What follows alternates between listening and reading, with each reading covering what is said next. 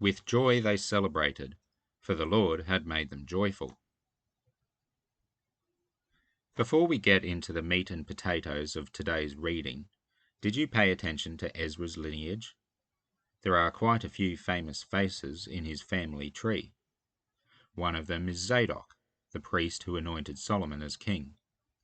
It is also the name of a famous piece of music by Handel, so here is your permission to go and listen to that after your prayers this morning.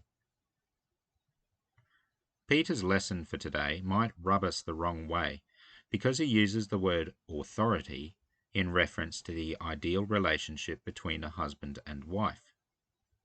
But remember the theme he established in chapter 2, verse 12, the theme of true honour, to whom it is given and how it is received. Verse 8 describes women as the weaker sex. Before we all throw our Bibles out the window alongside our razors and bras, let's think about this in the context of real life, as opposed to whimsical idealism. Women are not inherently weaker in the sense of salvation. They too are also heirs of the gracious gift of life. Rather, Peter has, in previous verses, set up this idea that holy, godly honour follows the pattern of Christ crucified.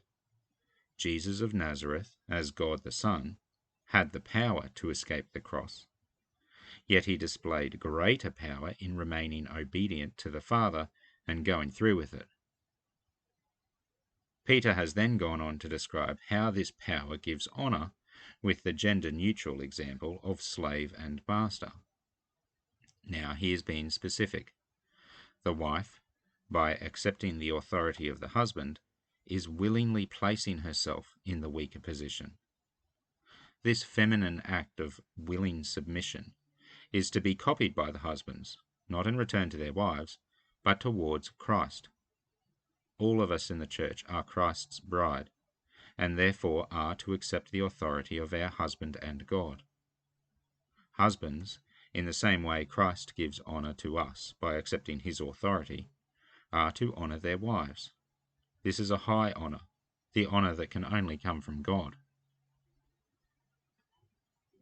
Women, as models of the relationship between humanity as a whole and God, receive great honour because of this. Men are to observe this model and reflect it in their own relationship with God.